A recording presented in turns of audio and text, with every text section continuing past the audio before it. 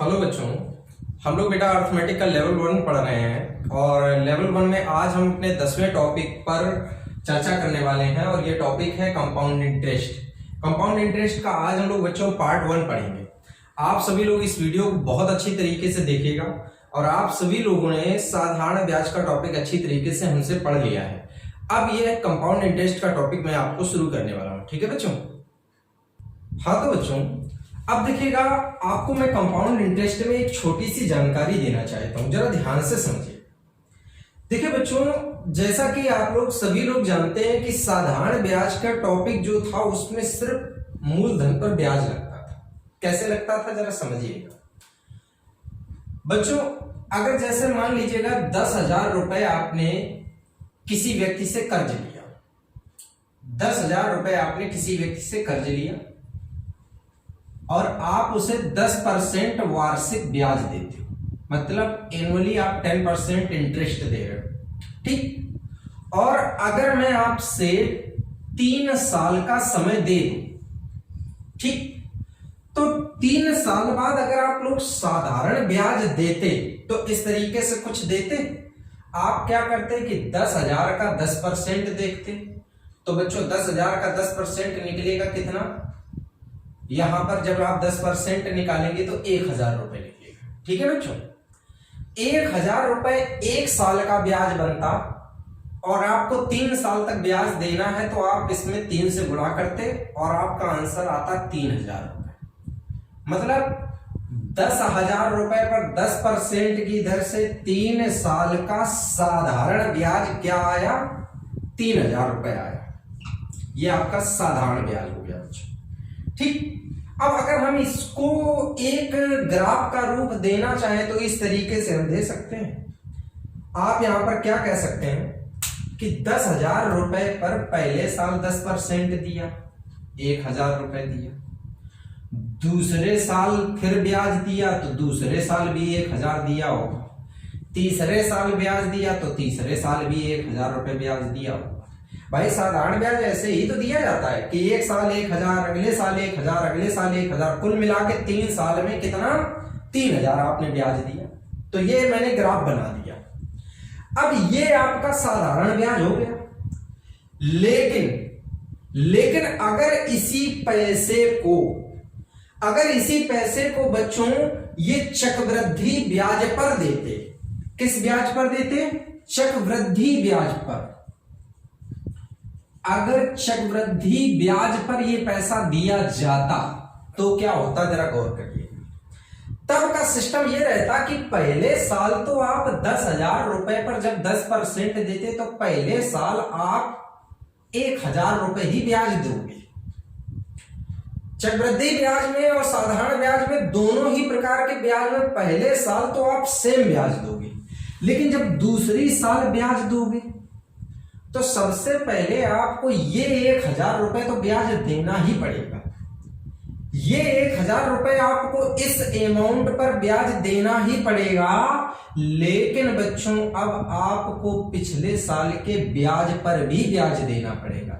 तो पिछले साल का ब्याज था 1,000 और 1,000 का जब आप 10% दोगे बच्चों तो कितना दोगे, 100 रुपए। ये आपको अतिरिक्त देना पड़ेगा। अब जब बच्चों आप तीसरे साल ब्याज दोगे तो तीसरे साल जरा गौर करिएगा, तीसरे साल आपको ये 1,000 तो देने ही देने हैं। ये आपने 10,000 रुपए पर 1,000 दिए, ठीक। लेकिन अब जरा गौर करो, आपके 1,000 ये वाले और 1,000 ये वाले, तो इस पर 100 रुपए बने और इस पर भी 100 रुपए बन गए, तो अब ब्याज बन गया 200 रुपए। लेकिन गौर करने योग्य बात यह है कि आपके ऊपर देखो 100 और है, तो 100 और है तो 100 का भी 10% आपको देना पड़ेगा। तो 100 का 10% जब आप देंगे तो यहां पर कितना ब्याज देंगे, 10। तो इस प्रकार से जब आप पूरा ब्याज काउंट करोगे तो 3,000 ये, 300 ये, 10 ये, तो 3,310 रुपए आपका ब्याज बनेगा। ये आपका बच्चों कौन सा ब्याज हो गया, चक्रवृद्धि ब्याज हो गया। मतलब आप सीधा समझ लो, मुझे इस कार्यक्रम में मुझे सिर्फ एक ही चीज स्पष्ट रूप से क्लियर होती है कि हर आगे साल अगर हम ब्याज देंगे तो ऊपर जितने भी पैसे लिखे उन सब पे अलग अलग ब्याज देना। जैसे गौर करो, अभी हमारे ऊपर केवल 10,000 लिखा है तो 10,000 पे 10% दिया, 1,000 हो गया। ठीक, अब देखो जब दूसरी साल में ब्याज दे रहे हैं तो इस पर 10% और इस पर 10% दिए। ठीक, जब हम तीसरी साल ब्याज देंगे तो इस पर 10%, इस पर 10%, इस पर 10%, तो ये लिखा, इस पर भी 10%, तो ये लिखा। मतलब सीधा है कि जितना हम आगे बढ़ते जाएंगे तो पीछे साल के ब्याज पर भी ब्याज लगातार काउंट करते जाएंगे। तो इस तरीके से बच्चों ये हमारा चक्रवृद्धि ब्याज लिखा जाता है। अब इसी में मैं आपको एक छोटी सी बात और समझा देना चाहता हूं, जरा यहीं पे एक छोटी सी बात समझ लीजिएगा। ये जानकारी मैं अभी आपको बताऊंगा लेकिन ये कुछ समय बाद आपको बहुत काम आने वाली है। जरा गौर करो, जरा ध्यान दीजिए। एक बात बताओ, साधारण ब्याज कितना है? 3,000। इसमें भी अगर हम चक्रवृद्धि ब्याज की बात करें तो चक्रवृद्धि ब्याज आपका 3310 रुपया होगा। जरा गौर करना, अगर मैं यहीं पे आपसे साधारण ब्याज और चक्रवृद्धि ब्याज का अंतर निकालने के लिए बोलूं तो आप तुरंत देखो 3310 रुपए में से 3,000 रुपए को घटा दीजिएगा तो आया 310 रुपए। ये आपका सिंपल इंटरेस्ट और कंपाउंड इंटरेस्ट का बच्चों अंतर है। ठीक, लेकिन जरा यहीं पे छोटी सी बात को थोड़ा अच्छे ढंग से देखिए। अगर बच्चों हम इस चक्रवृद्धि ब्याज की पहली वाली लाइन को जरा अलग कर ले तो देखिएगा, ये पहली वाली लाइन आपका साधारण ब्याज का काम कर रही है, ये ओवरऑल जो लिखा है ये चक्रवृद्धि ब्याज का काम कर रहा है। और देखिएगा जो पहली लाइन छोड़कर जितना भी हिस्सा बचा ये हिस्सा ही तो हमने अंतर के रूप में लिखा है। देखो जरा जोड़ो, 100, 200, 300 और 10, देखो अंतर 310 लिखा हुआ है। तो किस तरीके से बच्चों आपको ये अंतर लिखना है, ये बात आपको हमने अच्छी तरीके से समझा दी है। और किस तरीके से आपको चक्रवृद्धि ब्याज निकालना है ये बात भी आपको अच्छी तरीके से समझ में आ गई। अब बच्चों हम एग्जाम्पल से शुरू करते हैं। हाँ तो बच्चों अब जरा इन एग्जाम्पल्स को देखिएगा कि किस तरीके से आप इनको लगाएंगे। इसमें मैंने कोशिश में सभी बेसिक टाइप के आपको चारों प्रश्न लिख दिए हैं, किस तरीके से आप लगाएंगे देखिएगा बच्चों। हाँ, इन प्रश्नों को बताने के पहले थोड़ा सा एक जानकारी देना चाहूंगा बच्चों। आप लोगों ने देखिएगा एक फार्मूला पढ़ा होगा, A बराबर P 1 प्लस R अपॉन 100 की पावर n। ये फार्मूला आप लोग पहले इस फार्मूले से सवाल लगाया करते थे जब आप क्लास 8th में या 10th में थे, तो इस फार्मूले का उपयोग करके आपने इस कैटेगरी के सवाल लगाए। अब हम लोग इस कैटेगरी का उपयोग नहीं करेंगे, जो अभी मैंने तरीका आपको बताया था उस कैटेगरी से हम सवालों को लगाएंगे। और क्यों लगाएंगे उसका बाद में मैं रीजन भी आपको बताऊंगा कि क्यों लगाएंगे। जरा देखिएगा उस फार्मूले से आप कितनी तेज गति में सवालों की काउंटिंग कर सकते हैं, केवल ध्यान से समझिएगा। जैसा कि यहाँ पे बच्चों आपको 35,000 रुपए पर 15% की दर से 2 वर्ष का चक्रवृद्धि ब्याज बताना है। तो देखो बच्चों कैसे ब्याज बताएंगे। सबसे पहले आप जानते हैं कि 35,000 का 15% आप निकालिएगा। 15% निकालने का भी तरीका मैंने आपको परसेंट में लिखाया था कि परसेंट निकालने के लिए आप 2 जीरो लास्ट में काउंट नहीं करोगे।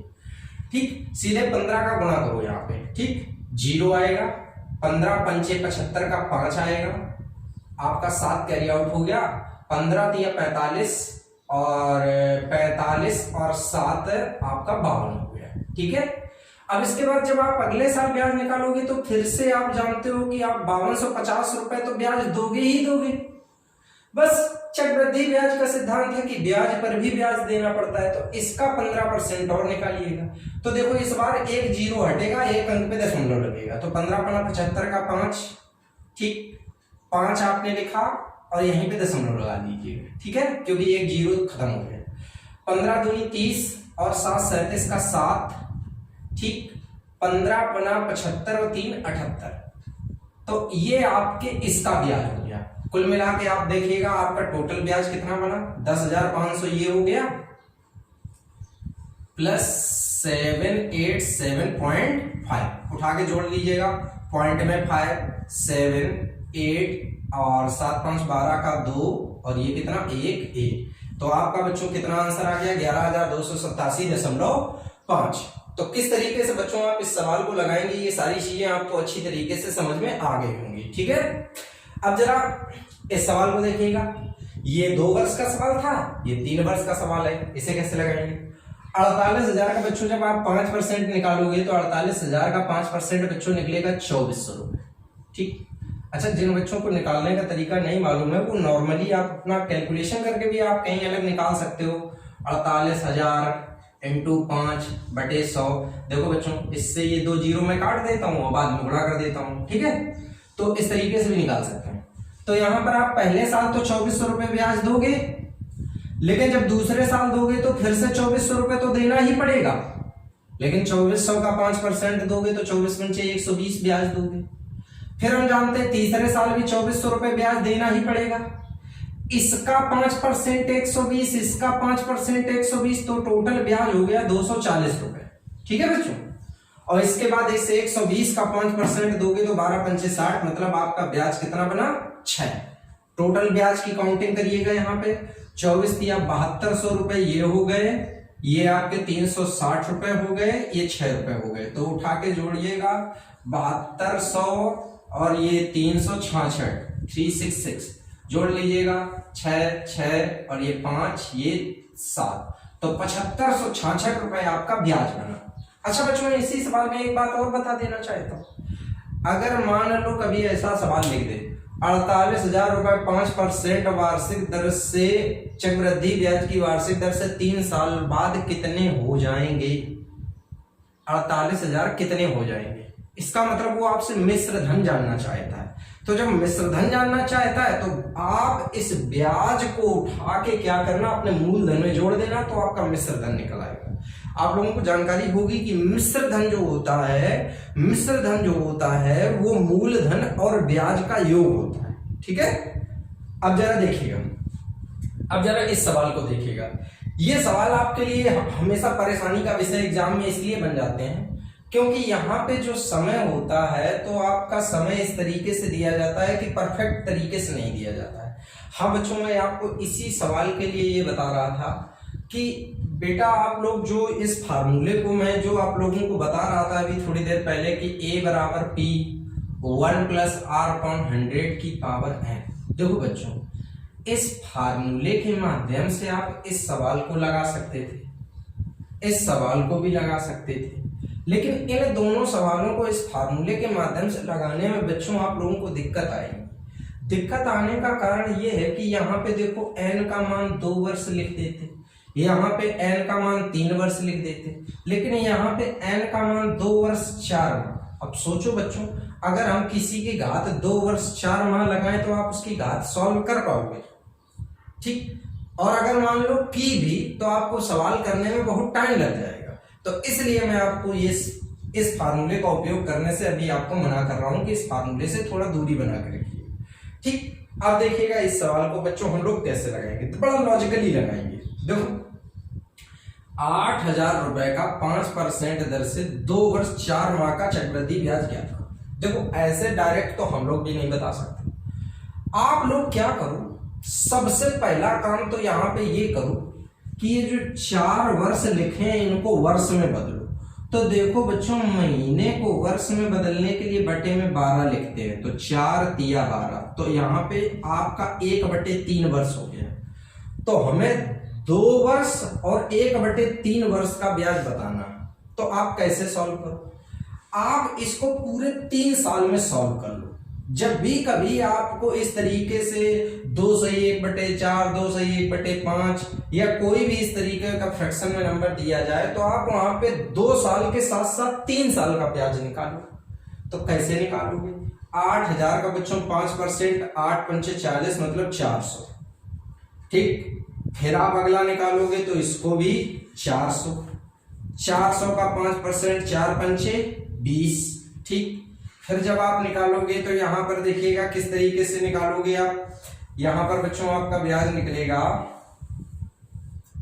फिर अगला जब निकालेंगे तो आप यहां पर निकालेंगे, अगला आपका निकलेगा 8 पंचे 40, यहां पर 400 निकलेगा बच्चों, और यहां पर 20 दूनी कितना निकलेगा आपका 40, क्योंकि इस पर भी 20 ब्याज बना, इस पर भी 20 ब्याज बना।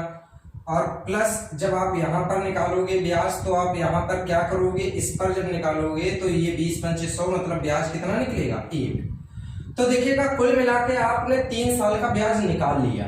लेकिन बच्चों गौर करने वाली बात यह है कि यहाँ पर आप 1/3 निकाल रहे हो, तो इसलिए आपको इस तीसरे साल में बटे में 3 भी करना पड़ेगा। ठीक, तो बटे में 3 आप करेंगे। तो जरा जोड़िएगा कि किस तरीके से आपका ब्याज बन रहा है। तो सबसे पहले आप सॉल्व करेंगे तो यहाँ पर 400, 400, 800 और ये 20। देखो बच्चों 820 रुपए तो कंप्लीट ब्याज आ गया। अब ये देखिएगा इस ब्याज को पहले आप अलग काउंट कर लो, तो 440 एक 41 बटे 3, तो प्लस 441 बटे 3 से बच्चों आप सॉल्व करो, जितना मैक्सिमम सॉल्व हो जाए। 2 पॉइंट दशमलव में लेने हैं आपको। 3 एकम 3, ये आपका हो गया कितना बच्चों, यहाँ पर 14 हो गया, तो 3 चौको 12। ठीक है, फिर जब आप सॉल्व करोगे तो यहाँ पर आप देखिएगा ये आपका हो गया 21, तो 3 7 21, कुल मिला के 147 आया। इसको उठा के जोड़ लीजिएगा, 820 प्लस 147 उठा के सॉल्व किया, 7 4 2 6 और ये कितना 9। टोटल आपका ब्याज आया 967 रुपए। तो किस तरीके से बच्चों आप इस ब्याज को निकालोगे, ये तरीका आपको अच्छी तरीके से समझ में आ गया होगा। ठीक है बेटा, अब जरा इस सवाल को भी देख लीजिएगा। ये भी सवाल कैसे हम लगाएंगे, बिल्कुल सेम मेथड से वो भी सवाल लगेगा। यहाँ पर पहले से ही वर्ष को देखो 2/5 लिखा गया, तो आप पूरा 3 साल तक सवाल सॉल्व कर दीजिएगा। तो कैसे निकालेंगे आप इन सभी सवालों में समझ चुके होंगे। सबसे पहले 12,500 का 10% 1250 रुपए, फिर अगले साल जब ब्याज देंगे तो फिर से 1250 रुपए प्लस इसका भी 10% कितना 125 रुपए। अब बच्चों तीसरे साल जब ब्याज देंगे तो पहले 1250 प्लस इसका 125, इसका 125 मतलब 250, और फिर इसके बाद इसका भी आपने 10% निकाला तो 12.5। ठीक, लेकिन हम जानते हैं कि यहाँ पर तीसरा साल कंप्लीट नहीं है, तीसरा साल 2/5 है, तो पूरे में 2/5 गुणा 2/5 गुणा 2/5। इसको सॉल्व कर लीजिएगा, जितना मैक्सिमम कट पिट के सॉल्व हो जाए। तो 5 से काटेंगे तो 25 बार कटेगा, और 25 दूनी 50, मतलब यहाँ पर आपका आ जाएगा कितना बच्चों 500 रुपए। ठीक है, ये 500 रुपए बन गए। अब इसको भी सॉल्व कर लीजिएगा, 5 से काटो 5 पंचे 25, ठीक है, 50 दूनी 100 रुपए बने यहाँ पे आपके। इसको काटिएगा तो ये आपका आएगा 2.5 और यहाँ पे आ जाएगा टोटल आपका 5। ठीक, तो ये पूरा ब्याज आप काउंट करिएगा। 1250, 1250 ये हो गया 2500, 2500 500 3000 के बाद ये अलग है 3000 प्लस यहाँ पर 125, ये 225 और 5 230, ये टोटल ब्याज बना आपका 3230 रुपए। तो ये इस तरीके से आप बच्चों ब्याज निकालेंगे तो आप सवाल को बहुत जल्दी भी कर पाएंगे और अच्छे तरीके से कैलकुलेशन भी कर पाएंगे। देखिएगा बच्चों, इन सभी मेथड में आपने एक चीज विशेष देखी होगी, आप कहीं पे भी सवाल लगाने में ऐसा नहीं, हाँ आपको लगाने में कैलकुलेशन, चक्रवृद्धि ब्याज के सवालों में बेटा कैलकुलेशन होता ही है। ठीक, कैलकुलेशन तो आपको करना पड़ेगा, लेकिन कहीं आपको कैलकुलेशन करने में रुकावट नहीं महसूस हुई होगी, कहीं ऐसा नहीं लगा होगा कि यार सवाल कट नहीं रहा है या सॉल्व नहीं हो रहा। सवाल पूरी तरीके से एकदम कंप्लीटली सॉल्व होता चला जाता है। बस आपको सही तरीके से स्टेप याद रखने हैं और सारी चीजें एकदम क्लियर तरीके से लगानी है ताकि आप हर सवाल को अच्छी तरीके से लगा सकें।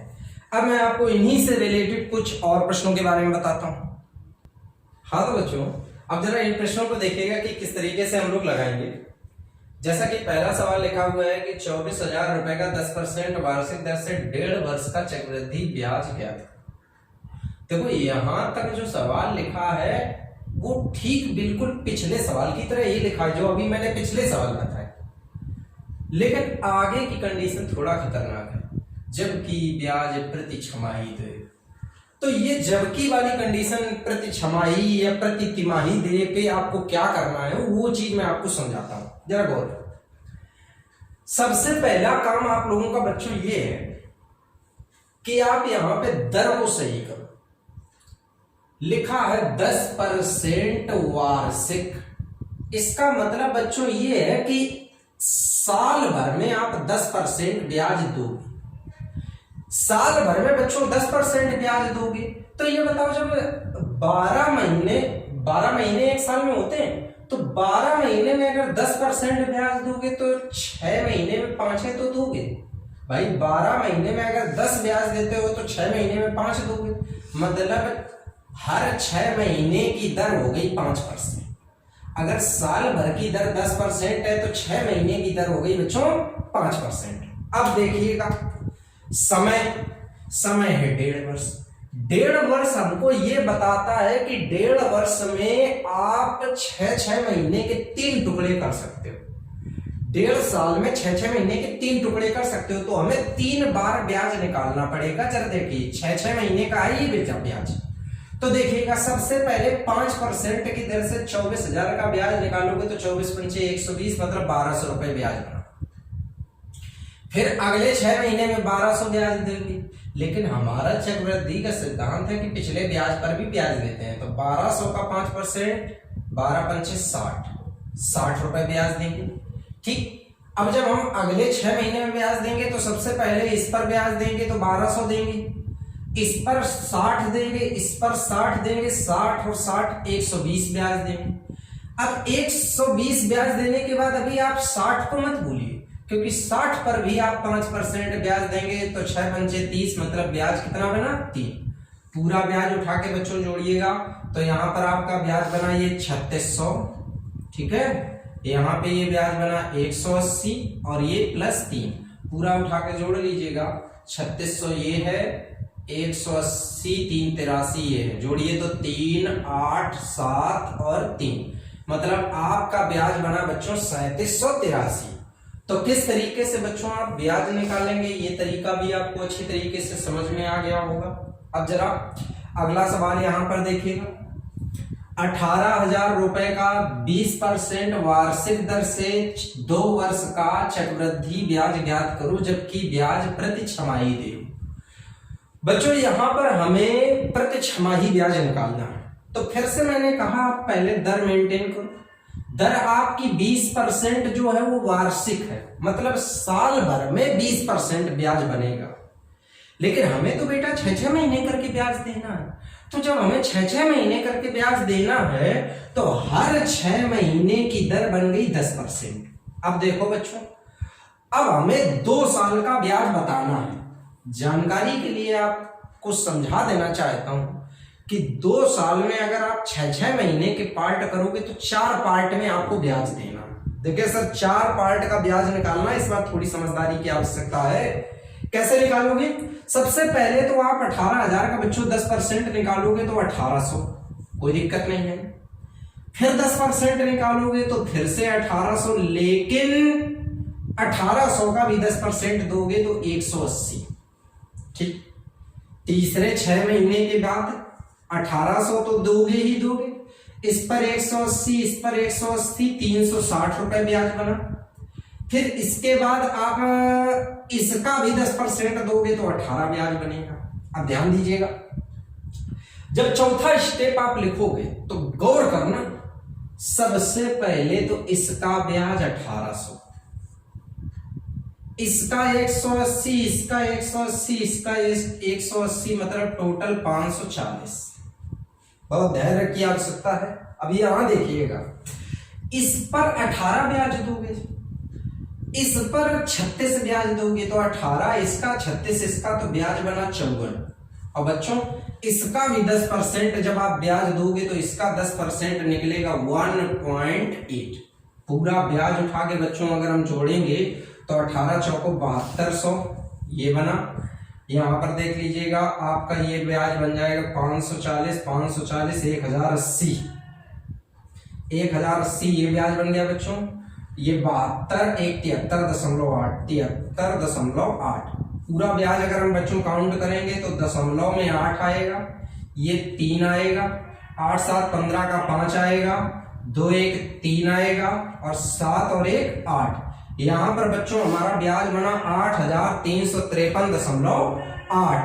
तो किस तरीके से बच्चों ये ब्याज बनेगा ये आपको अच्छी तरीके से समझ में आ गया होगा। ठीक है बच्चों, अब अगला यहां पर देखिएगा, अगला किस तरीके से आप यहां पर सवाल को लगाएंगे, जरा यहां पर देख लीजिएगा, क्योंकि ब्याज यहां पर बच्चों प्रति तिमाही दे, जब आप तिमाही ब्याज दोगे तो देखिएगा किस तरीके से हमें सवाल को सॉल्व करना है। सबसे पहले हम आपको बोलेंगे कि आप दर को सही करो।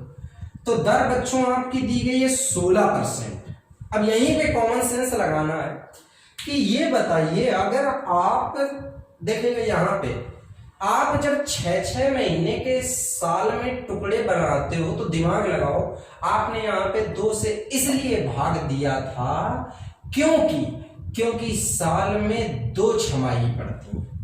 और अगर आप तिमाही का जिक्र करोगे तो साल में तिमाही पड़ेगी बेटा 4। तो 4 तिमाही के हिसाब से बच्चों अगर आप दर को डिवाइड करोगे तो हर 3 महीने पे आपको 4% पड़ेगा। जरा गौर करो, एक साल में 16% ब्याज, तो हर 3 महीने पे 4% ब्याज बनेगा।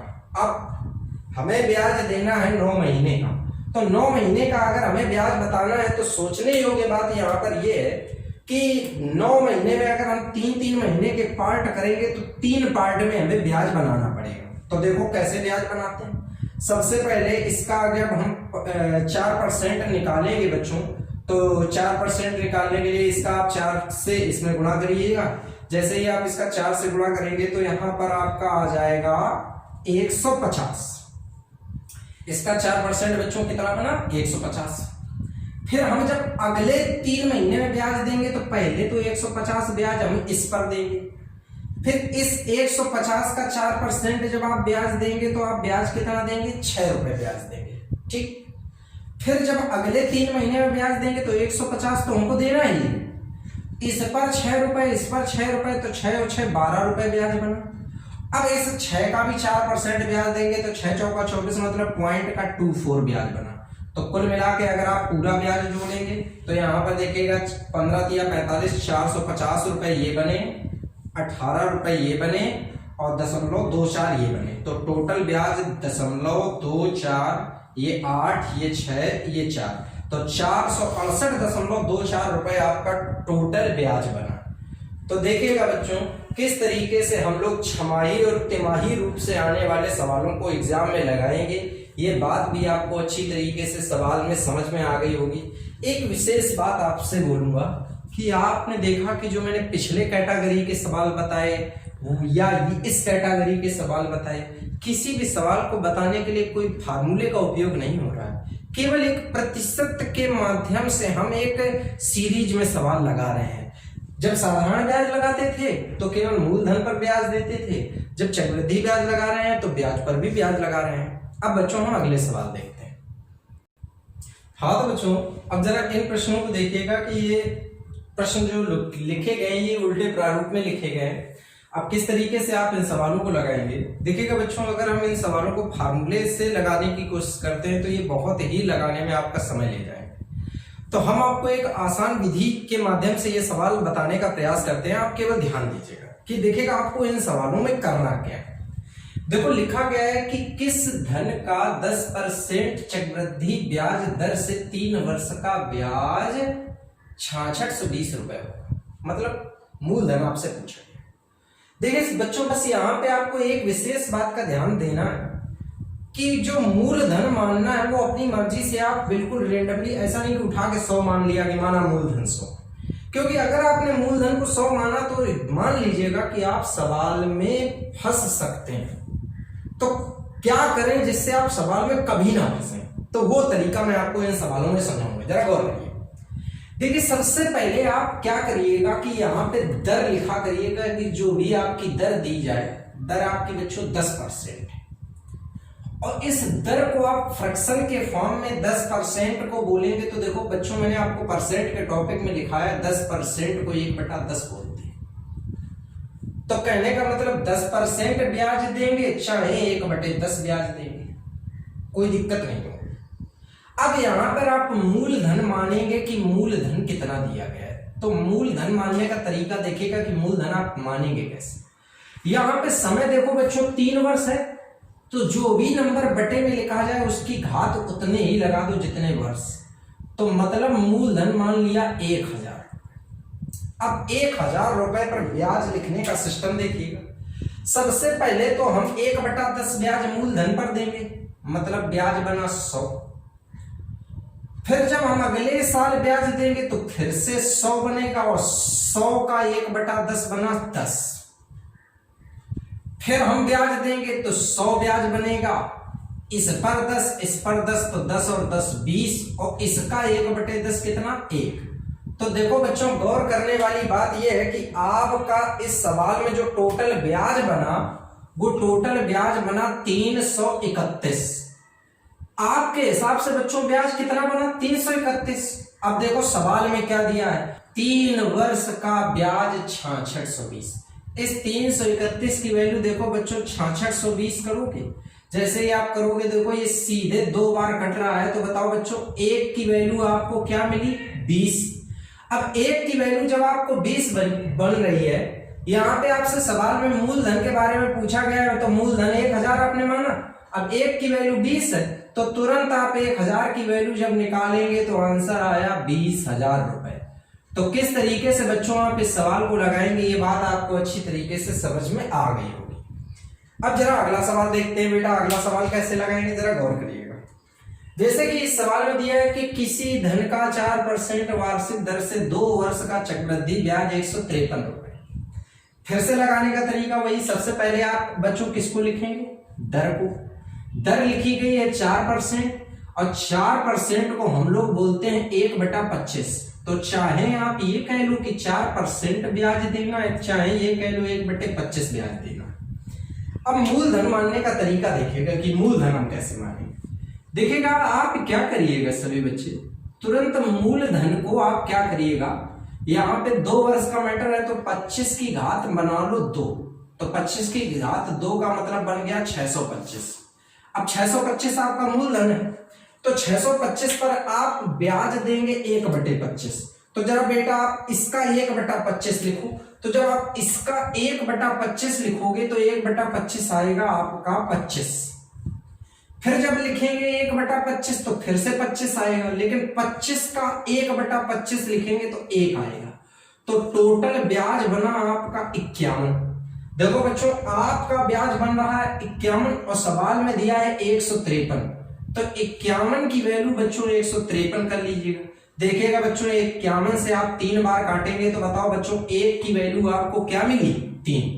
अब जब बेटा आपको 1 की वैल्यू 3 मिल गई है तो तुरंत यहाँ पर आप 625 की वैल्यू जब निकालेंगे तो 625 में यहाँ पे 3 का गुणा करेंगे तो 1875, ये आपका बच्चों मूलधन आ गया। तो किस तरीके से बेटा आपको आंसर निकालना है, ये बात आपको अच्छी तरीके से इस सवाल में समझ में आ गई होगी। अब जरा अगला सवाल देखिएगा।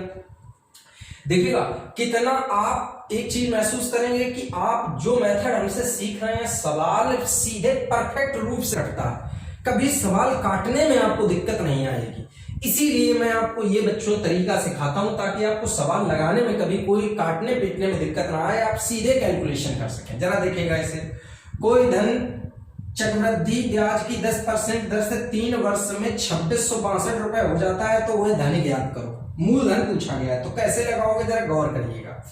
यहां पर आप क्या करिएगा, फिर से यहां पर देखिएगा, मान लिया दर सबसे पहले दी गई 10%, तो इसको चेंज कर लो 1/10, और 1/10 के हिसाब से जब आप चेंज करोगे तो मूलधन बेटा आप मानोगे मूलधन आपका हो गया 1000, क्योंकि आप 10 की घात लगाओगे कितनी 3।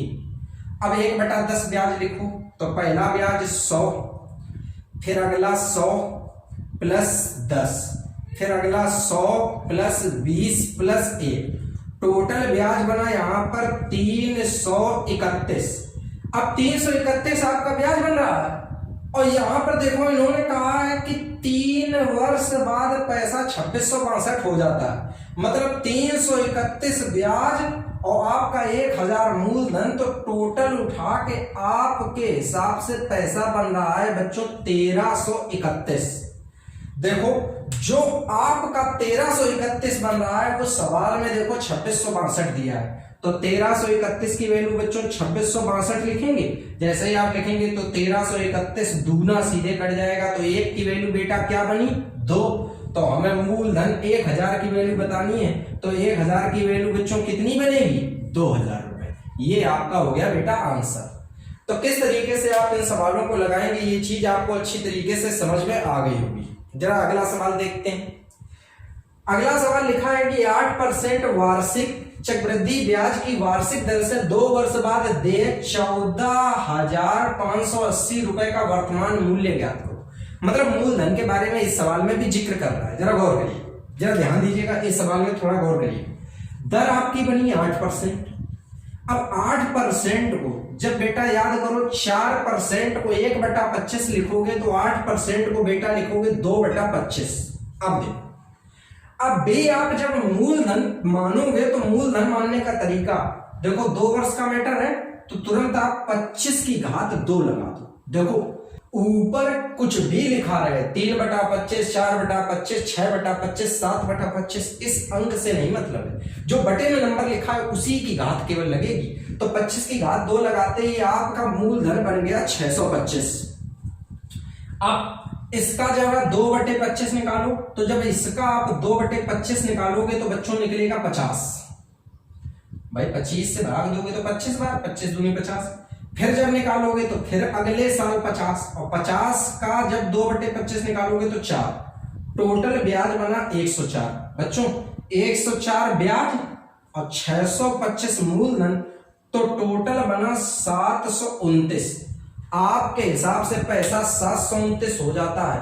यहां देना कितना है बेटा 1458, यहाँ 729 देना बन रहा है, यहाँ पे 1458, तो यहाँ पे सॉरी 14,580। सॉल्व कर लीजिएगा, 729 दूना 1458, तो एक की वैल्यू बेटा बनी 20। एक की वैल्यू 20 बनी। हमें यहाँ पर बताना है मूलधन, तो मूलधन बताना है तो इस 625 की वैल्यू निकालिएगा। जैसे ही आप 625 का 20 से गुणा करेंगे तो 12,500 रुपए, ये बेटा हमारा बन गया आंसर। तो किस तरीके से बच्चों इन सवालों को आप सॉल्व करोगे, आप अच्छी तरीके से इन सभी प्रकार के सवालों में एक एक पॉइंट आप सही तरीके से समझ गए होंगे। सभी एग्जाम्पल आप अच्छी तरीके से नोट कर लीजिएगा, ठीक है। हाँ तो बच्चों अब जरा इन सवालों को देखिएगा किस तरीके से हमें एग्जाम में लगाना है। बहुत आसान है, केवल ध्यान देना है आपको। इन्होंने कहा है कि चक्रवृद्धि ब्याज पर दिए गए धन के 2 वर्ष तथा 3 वर्ष के मिश्र धन 9,680 और 10,648। जरा गौर करो, 3 वर्ष का मिश्र धन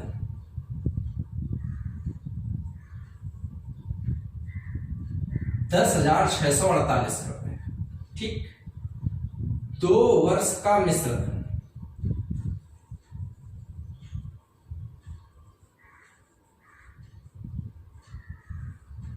9,680। जरा गौर करो बच्चों, इस मिश्र धन में मूलधन प्लस 3 साल का ब्याज, इसमें मूलधन प्लस 2 साल का ब्याज। ये बताओ यहां पे भी मूलधन है, इसमें भी मूलधन है, इसमें 2 साल का ब्याज है, इसमें 3 साल का ब्याज है, तो इसमें तीसरे साल का ब्याज एक्स्ट्रा है। तो यहां पर जब आप घटाओगे तो 8, 14 में से 8 गया 6, और यहां पर कितना 15 में से 6 गया 9, तो 968 रुपए ये आपका तीसरे वर्ष का ब्याज। बच्चों ये आपके तीसरे वर्ष का ब्याज है। तो ये जो तीसरे वर्ष का ब्याज 9,648 रुपए, सॉरी 968 रुपए है, ये 2 साल के मिश्र धन पे तो मिलेगा। तो 968 रुपए ब्याज बना था किस पर, 9,680 रुपए पर, गुणा 100। सॉल्व करिए, इससे ये 10 बार कटेगा, इससे इसे काटेंगे तो आपकी दर आ गई 10%। तो किस तरीके से बच्चों इस सवाल में आप दर निकाला करोगे, ये दर निकालने का आपको तरीका अच्छी तरीके से समझ में आ गया होगा। अब इसी कैटेगरी का जरा अगला सवाल देख लीजिएगा कैसे लगाएंगे। लिखा है चक्रवृद्धि ब्याज की दर से कोई धनराशि 2 वर्ष में 2420 तथा 3 वर्ष में 2662 हो जाती है, तो ब्याज की वार्षिक दर तथा मूलधन ज्ञात करो। तो देखो किस तरीके से इस सवाल को लगाओगे, सेम पैटर्न। सबसे पहले 3 वर्ष में पैसा हो जाता है 2662 रुपए, 2 साल में पैसा हो जाता है 2420 रुपए, घटा लीजिएगा 242 रुपए आपका ब्याज आ रहा है। तो ये 242 रुपए जो ब्याज है वो तीसरे वर्ष का ब्याज है, ठीक। तीसरे वर्ष का ब्याज है 242 रुपए। तो ये 242 रुपए जो ब्याज मिला है तीसरे साल का ब्याज, वो 2420 रुपए पे मिला बेटा। तो 2420 रुपए पर मिला है गुणा 100। यहां पर बच्चों आपकी दर तुरंत सॉल्व होके आ गई कितनी, 10%। जरा देखिएगा, तो यहां पे भी बच्चों आपकी दर 10% आ गई। लेकिन इस सवाल में बच्चों आपसे पूछा गया है मूलधन ज्ञात करो। तो देखो, मूलधन निकालने के लिए आप बच्चों इस सवाल को लगाना चाहो तो आप इस 3 साल से भी लगा सकते हो, 2 साल से भी लगा सकते हो। तो आप लोगों को थोड़ा समझदारी का परिचय देना पड़ेगा भाई। जब 2 साल का मटेरियल हमारे पास है तो हम सवाल को जबरदस्ती 3 साल का क्यों बदलें, हम इसे 2 साल से लगाते हैं। तो देखो कैसे लगाएंगे बच्चों। दर देखो आपके सामने 10% लिखी है। दर को तुरंत आप बेटा 1/10 में तोड़ लो और यहां पे माना मूलधन 100, 10 की घात 2 मतलब 100। हम देखो 2 वर्ष से लगा रहे हैं इसलिए 10 की घात 2 लेंगे, और अगर हम 3 वर्ष से लगाते तो 10 की घात 3 लेते। अब देखो यहां पर जरा ब्याज लिखेंगे, तो जब बेटा ब्याज लिखेंगे तो 100 का पहले साल का ब्याज जब लिखेंगे तो 10, इसका 1/10 लिखेंगे तो 10, फिर अगले साल का ब्याज लिखेंगे 10, और 10 का भी 10% कितना, 1, ब्याज बना 21। देखो बच्चों 21 रुपए ब्याज, 100 रुपए मूलधन, 100 रुपए और 21 रुपए को अगर आप ऐड कर दें तो टोटल 121 बने। आपके हिसाब से 2 साल में पैसा 121 रुपए बन जाएगा। जरा देखो, इन्होंने सवाल में लिखा है कि 2 वर्ष बाद धनराशि 2420 होगी, तो 121 की वैल्यू यहां पे बच्चों आप लिख सकते हो 2420 रुपए। इससे इसे सिंप्लीफाई करिए बेटा, 1 की वैल्यू कितनी आई, 20। यहां पर बेटा आपको 1 की वैल्यू देखिएगा 20 मिल गई। अब हमें बताना है मूलधन, तो मूलधन जब बताना है तो यहाँ पे मूलधन आपने क्या माना है, 100। तो 100 की वैल्यू जब आप निकालेंगे तो आंसर आ जाएगा 2000 रुपए। तो किस तरीके से बच्चों आप इस सवाल को लगाओगे, ये सारी बातें आपको अच्छी तरीके से क्लियर हो गई होंगी। जरा गौर करिएगा, सवाल का ये हिस्सा ठीक पिछले पैटर्न पे आधारित है, जिस तरीके से अभी हमने पिछला कॉन्सेप्ट आपको बताया था, जिसमें मैंने आपको 4 सवाल समझाए थे। तो ये जितने भी सवाल मैंने बेटा आपको बताए हैं, मुझे उम्मीद है कि आपने सभी सवालों को बहुत अच्छे तरीके से समझा होगा। और फिर भी मैं आपसे ये कहना चाहूंगा कि अगर आपको इनमें से कोई भी सवाल समझने में दिक्कत आई हो तो आप उस सवाल को दोबारा से देखिएगा, लेकिन एक एक कॉन्सेप्ट अच्छी तरीके से मजबूत कर लीजिएगा, क्योंकि हम लोग अगला वीडियो तभी अच्छी तरीके से समझ पाएंगे जब हम पहले वीडियो को अच्छी तरीके से तैयार कर लेंगे। ठीक है बेटा।